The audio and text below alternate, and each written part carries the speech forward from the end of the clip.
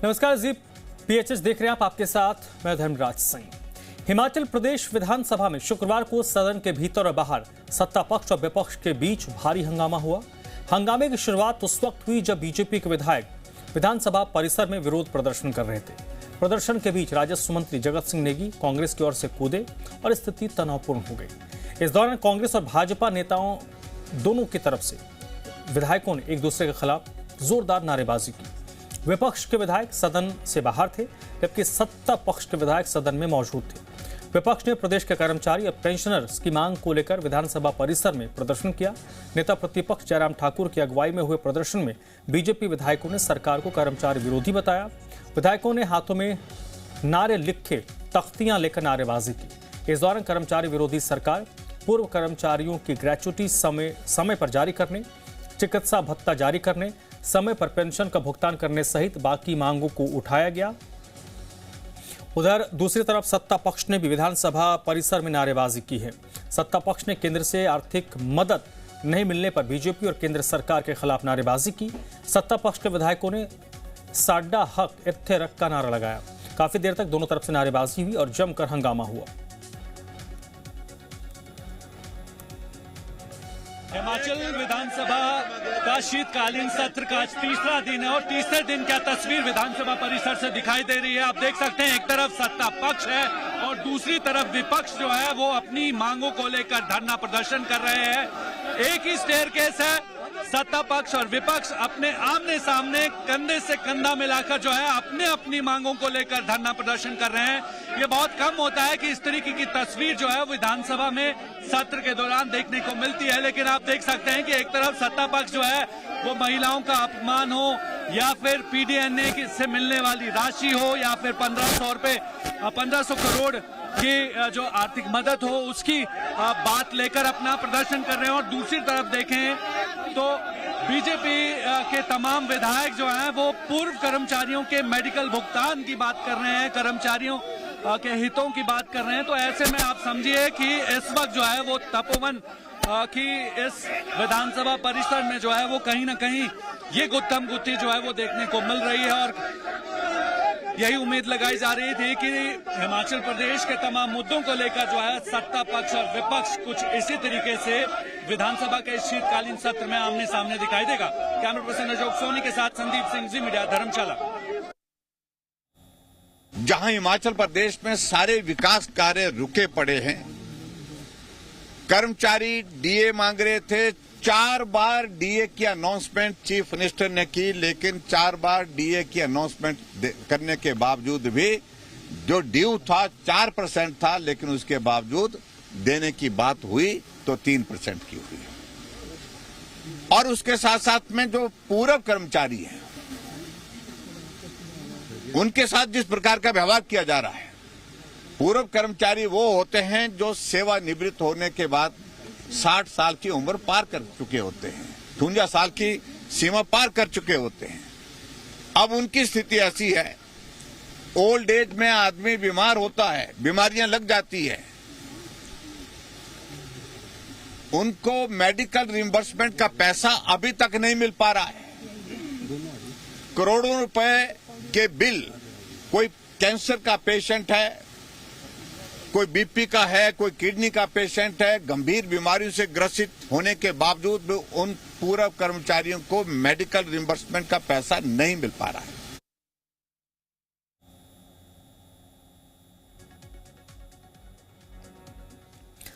तो हिमाचल प्रदेश विधानसभा का ये शीतकालीन सत्र है, जिसका ये तीसरा दिन है और आज भी सत्ता पक्ष और विपक्ष की तरफ से खूब नारेबाजी हुई है। इससे पहले भी 2 दिनों में हमने देखा कि सत्ता पक्ष और विपक्ष की तरफ से नारेबाजी की गई और ये जो क्रम है वो अब तक थमा नहीं है। आज तीसरे दिन भी अलग अलग मामलों को लेकर सदन के बाहर विपक्ष नारेबाजी कर रहा था तो सत्ता पक्ष सदन के अंदर नारेबाजी कर रहा था।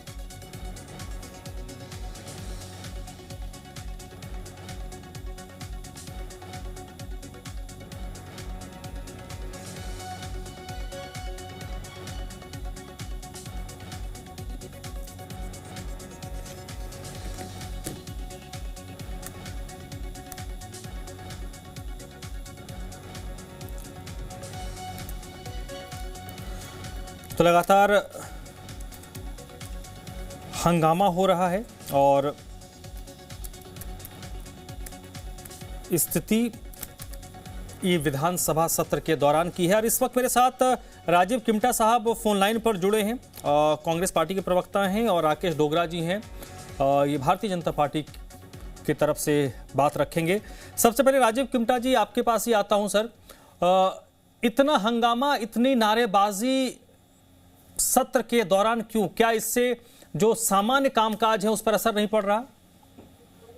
देखिए, जिस तरह से बीजेपी के लोग और खास तौर पे ऑपोजिशन है हंगामा कर रहे हैं, चाहे वो शीतकालीन सत्र हो, चाहे आपका बरसात के टाइम का सत्र हो, तो इनका काम है कि सरकार की पॉलिसियों का जो है विरोध करना।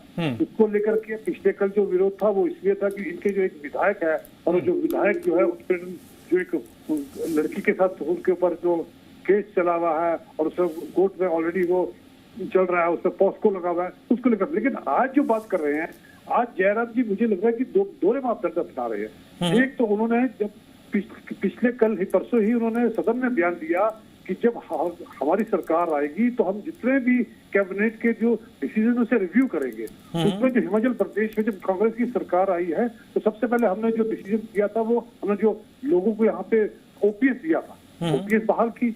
अब इनकी जो सरकार राजस्थान में आई, जैसी हमारी सरकार की, उन्होंने ओपीएस जो है बंद कर दिया। ओल्ड पेंशन जो स्कीम थी उसी को लेकर इन्होंने परसों सदन के अंदर बयान दिया कि हम ओपीएस और जो और चीजें हैं वो रिव्यू करेंगे। इसको लेकर कर्मचारी विरोध है। दूसरी बात, माननीय प्रधानमंत्री जी पिछले 3 महीने पहले जो हिमाचल प्रदेश में आए थे और आपदा आई थी, और उन्होंने 1600 करोड़ के यहाँ पर कहा था कि 1600 करोड़ ग्रांट जो दी जाएगी हिमाचल प्रदेश को, लेकिन आज नहीं आई। मैं बताना चाहूंगा कि इससे पहले जब जयराम जी की सरकार थी तो 2017 में जीएसटी लगा था। जीएसटी कंपनसेशन का जो पैसा हिमाचल प्रदेश को मिलता था वो तकरीबन 3000 करोड़ हर साल का जो नुकसान हिमाचल प्रदेश को हो रहा था, जिसको लेकर केंद्र ने जयराम जी को तकरीबन 13,000 करोड़ रुपए दिए। उन्होंने कहीं ना कहीं व्यय किए। उसके बाद रेवेन्यू डेफिसिट की ग्रांट जो 2020-25 से मिलती थी वो हमें कम होगी।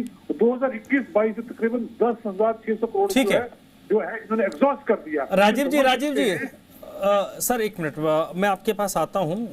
राजीव जी, राकेश डोगरा भी हैं।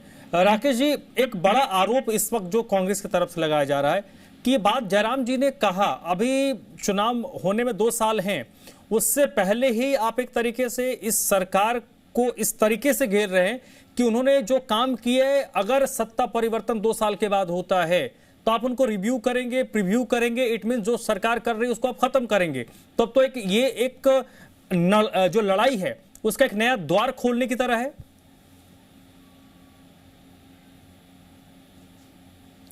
राकेश जी, आपको मेरी आवाज आ रही है? राकेश डोगरा जी सर, आप म्यूट हैं। राकेश जी, अनम्यूट कर लीजिए प्लीज।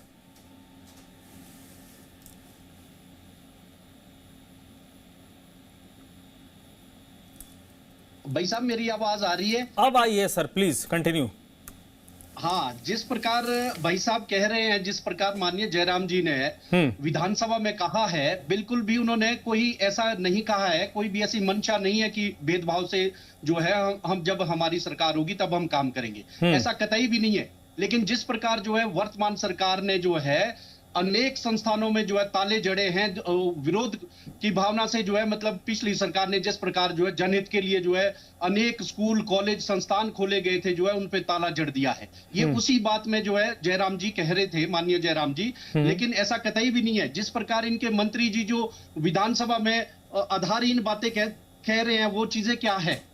और जिस प्रकार जो है हमें क्या ये हक भी नहीं है कि केंद्र ने जो है इतनी सहायता जो है प्रदेश सरकार की है कि जो अभी तक वर्ष 2022 से लेकर जो है 2026 तक जो है अभी पैसा आया है, उसकी भी जानकारी क्या सभा पटल पे हम मांग नहीं सकते हैं क्या? ये हमें अधिकार नहीं है क्या?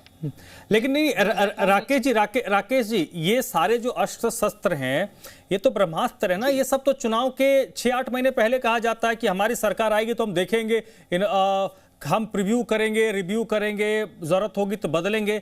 2 साल पहले ही आप ये सब बातें कह रहे हैं, तो फिर उनको तो एक मौका मिल रहा है ना कि अभी तो लंबा वक्त है, अभी आधा 60% का शासन हुआ है। तो जिस प्रकार जो है अभी पंचायती राज चुनाव के चुनाव जो है सामने है, सर पर है, होने चाहिए थे, प्रोसेस शुरू होना चाहिए था, क्यों नहीं हो रहा है? ये सरकार की जो है गंभीरता नहीं है, ये दर्शाती है मानसिकता इनकी। ये जो है चुनाव से हटना चाह रहे हैं। हम तो बोल रहे हैं कि चुनाव होने चाहिए, क्यों नहीं होने चाहिए? आपदा का बहाना जहां दे रहे हैं, एक तरफ जो है इनके मंत्री जो है, कांग्रेस के मंत्री जो है केंद्र की प्रशंसा करते थकते नहीं है और ये कह रहे हैं कि हमें केंद्र कुछ नहीं दे रहा है। ये दोहरे मापदंड तो कांग्रेस अपना रही है।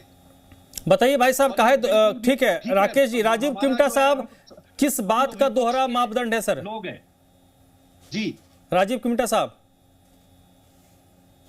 की सरकार है, इनसे ये पूछे कि 20 साल की इन्होंने सरकार में इन्होंने वहां पर जो है पंचायती राज इलेक्शन कराए। उत्तराखंड में इनकी सरकार है, क्या इन्होंने उत्तराखंड में इन्होंने इलेक्शन कराए? नहीं कराए। रही बात हिमाचल प्रदेश की, माननीय मुख्यमंत्री ने सदन के अंदर कहा है 23 जनवरी को जो है तकरीबन जो आपका टेन्योर पंचायती राज सिस्टम का पूरा होगा। और आपदा जब आपदा एक्ट लगा होता है तो उसके बीच कोई भी इस तरह की इलेक्शन नहीं होती, क्योंकि अल्टीमेटली पहले फर्स्ट एंड फॉरमोस्ट काम होता है कि लोगों को, जो आपदा में ग्रस्त लोगों को किस तरह से सहायता पहुंचाई जाए। और हिमाचल प्रदेश में एक ठंडा इलाका है जहाँ पे लोगों के घर गिर गया है, टूट गया, उन्हें पहले किश्ती की। अब इनके अगर मदद करनी होती प्रदेश सरकार की तो केंद्र से पैसा मिलता, 1600 करोड़ रुपए मिलता, तो नहीं मिला। लेकिन माननीय मुख्यमंत्री साहब कहा है कि पहली किश्त जो है, अब मैं बताना चाहूंगा आपको कि इससे पहले आपदा में तकरीबन 1 लाख कुछ हजार रुपए मिलते थे। माननीय मुख्यमंत्री ने उसे एक्ट लाया और उसको तकरीबन 7 लाख कर दिया और अब तो 8 लाख कर दिया कि घर नुकसान होता है उसे 8 लाख दे, और उसका फर्स्ट किस्त जो है 4 लाख की दी गई है।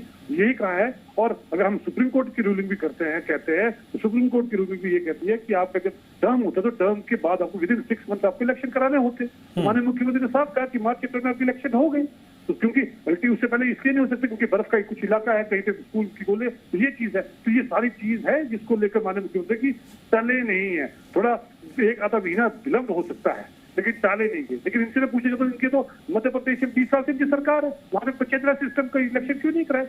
पिछले 10 साल से इनकी सरकार उत्तराखंड में, वहां पे क्यों नहीं इलेक्शन करते? यहाँ पे जो सारा ज्ञान जो है वो आके हिमाचल प्रदेश में देते। ये सारी चीजें दोहरे मापदंड आज बीजेपी कर रही है। और इन्होंने कहा कि जयराम जी ने सदन के अंदर कहा कि कुछ नेता ऐसे हैं जो ओपीएस देने बाद की वो नेतागिरी कर रही है। ओपीएस बहुत बड़ी चीज है जो हिमाचल प्रदेश के अंदर आई है और हमें आज ओपीएस लागू होने से तकरीबन 1600 करोड़ रुपए का हर साल नुकसान हो रहा है, जो कैपिंग कर दी है केंद्र सरकार ने। केंद्र सरकार आज भी कह रही है कि आप ओपीएस हटाओ, हम आपको पैसा देते हैं। तो ये समझ सकते हैं कि आप कि कर्मचारी हित के लोग नहीं है, ये कर्मचारी विरोधी लोग हैं। अगर इनको याद होगा जब जो जयराम जी की सरकार थी, जयराम जी माननीय मुख्यमंत्री थे, तो उन्होंने सदन के अंदर कहा था कि जिन नेताओं ने अगर चुनाव लड़ना है, चुनाव लड़े और वो नौकरी छोड़े, ओपीएस में हम बहाल नहीं करेंगे। ओपीएस नहीं बहाल की। हमने यहाँ की जनता और यहाँ खासतौर पे कर्मचारी से हमने वादा किया था और हमने ओपीएस बहाल की। पहले ही कैबिनेट में हमने रिव्यू दिया और ओपीएस की। ये लोग परसों ही उन्होंने कहा कि हम रिव्यू करेंगे। ठीक है, हाँ नहीं सर, राजीव जी जवाब ले लीजिए, राकेश डोगरा जी। चाहूंगा, ये कह रहे हैं कि कर्मचारी विरोधी है भाजपा सरकार, लेकिन आज जो है इतना बड़ा धरना प्रदर्शन जो है पेंशनर्स का जो है वहां था, उनको जो है पेंशन क्यों नहीं दे रहे हैं? और यहाँ जो है अनेक विभाग के कर्मचारी डीए नहीं मिल रहा है, क्यों नहीं मिल रहा है? ये इस बात का जवाब दे जरा। प्रदेश सरकार का क्या काम है? क्यों नहीं पेंशनर को जो है उनका पेंशन मिल रही है? क्यों लटकी है? क्यों अदर में लटकी है? क्या प्रदेश सरकार का ये जवाबदेही नहीं है क्या? देखिए, आज भी हिमाचल प्रदेश में करोड़ों रुपए का जो पैसा है वो केंद्र ने इन पेंशनर्स का पैसा लिया। हमारा तो पैसा नहीं दे रहे। हम तो पिछले कई सालों से यही बोले कि हमारा पैसे तो अपने लोगों का पैसा है, और रही पेंशनर्स की, और पेंशन को पेंशन मिल रही है। डीए की किस्त हाल ही में माननीय मुख्यमंत्री ने 3% इनकी किस्त जारी की है।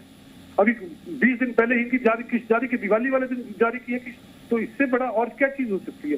तो समझ सकते हैं कि आप सिर्फ मुद्दे को भटकाने के लिए करते हैं, क्योंकि अल्टीमेटली क्या था कि इनके 2 लोग ऐसे थे, खासतौर पर सदन के अंदर ऐसे चीज हुई थी कि एक इनके 2 विधायक जो है यौन शोषण में इन्वॉल्व थे, उन लोगों का है। और इनके प्रदेश के जो अध्यक्ष है उनके भाई भी जो यौन शोषण में इन्वॉल्व हुए थे, उनके ऊपर FIR हुई है। तो कहीं ना कहीं जनता का जो ध्यान उसको भटकाने के लिए कहीं ना कहीं इन्होंने इस तरह के काम किया और जनता समझ रही है।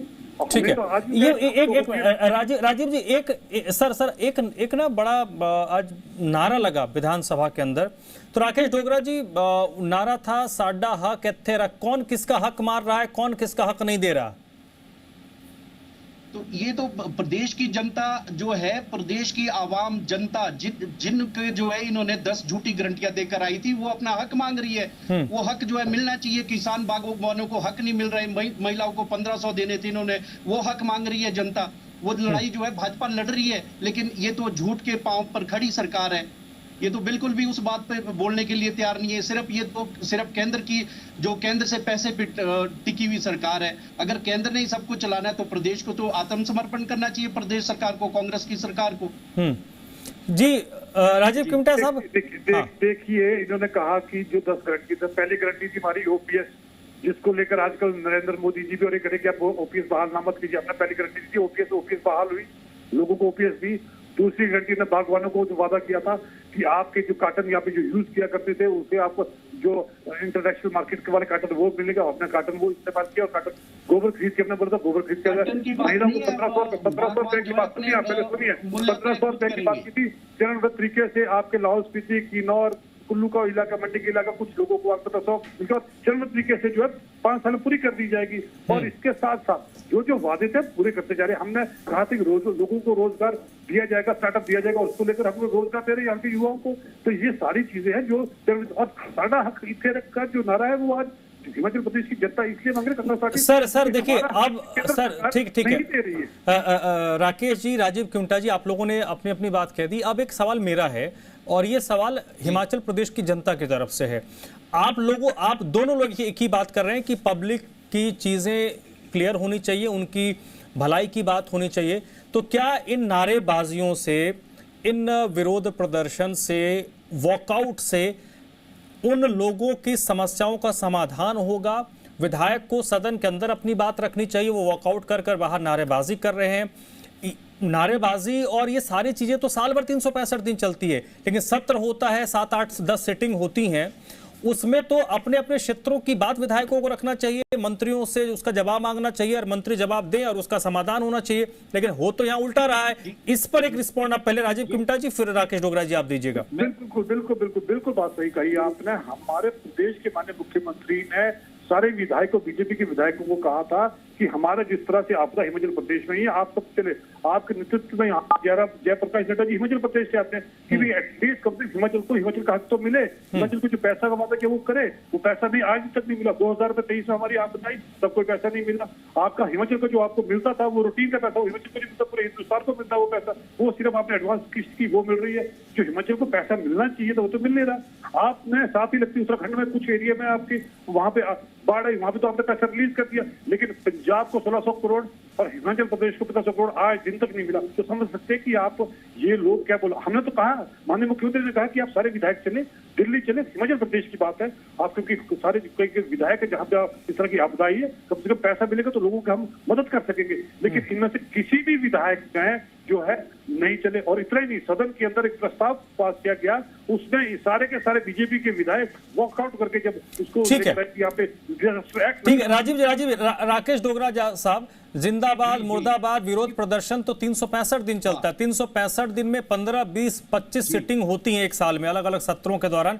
तो यहां पर तो शांति से अंदर बैठकर बातचीत होनी चाहिए, क्योंकि विधानसभा का मंच होता है, वो ऑथेंटिसिटी होती है। जी, ये देखिए, विपक्ष का काम है सरकार को पूछना, सरकार से मांगना, जनता के हक को मांगना। लेकिन सरकार क्या कर रही है, सरकार के मंत्री क्या कर रहे हैं, सरकार के विधायक क्या कर रहे हैं?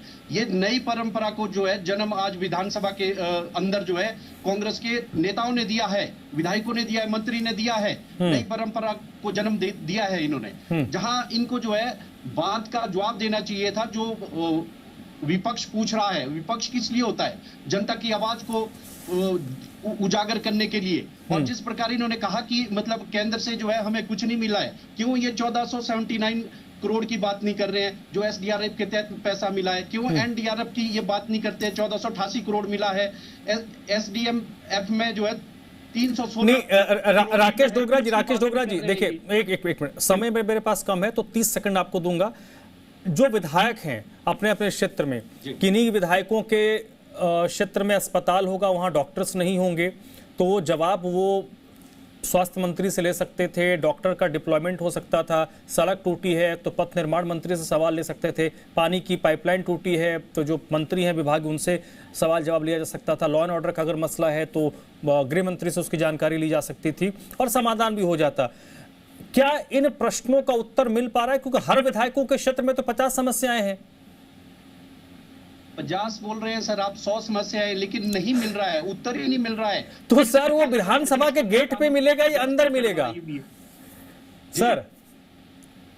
जी अंदर, जब सुनने के लिए जो है सरकार के मंत्री तैयार ही नहीं है, जवाब देने के लिए तैयार ही नहीं है, तो क्या जवाब देंगे? विपक्ष को जो है फिर वॉकआउट करना पड़ेगा, क्या चाह रहा है? ठीक है, राजीव किमटा जी क्यों अंदर जवाब नहीं दे रहे हैं सर? आप लोग असहज हैं क्या? जब विपक्ष अंदर बैठेगा तो जवाब अंदर ही ना, अगर आप बाहर आएंगे तो फिर क्या जवाब देंगे? यही बात इसको लेकर की जब आपदा आई तो जयराम ठाकुर के विपक्ष के नेता सबसे पहले आपदा वहां, जयराम जी से पहले प्रदेश के मुख्यमंत्री वहां पर गए और सबसे पहले आपदा की राहत राशि वहां पे बांटी गई। लेकिन वही हम कह रहे हैं कि आपदा जब आई है तो उस वक्त बीजेपी कांग्रेस सब करे, उस वक्त हिमाचल प्रदेश की जनता में जो है वो इफेक्ट हुई है उसको लेकर करे, लेकिन इन्होंने राजनीति करनी है। जयराम जी, अब इनफैक्ट बीजेपी 5 गुटों में बटी है, जयराम जी का अपना गुट है, तो इनके अध्यक्ष का अलग है, अनुराग जी का अलग है और नड्डा जी का अलग है, तो कहीं ना कहीं एक राजनीति का एक मंच बना दिया इन्होंने विधानसभा को लेकर, तो उन्हें एक जिसे बोले प्लेटफॉर्म मिला है जयराम जी को कि अपने आप को परफॉर्म करने का। राकेश जी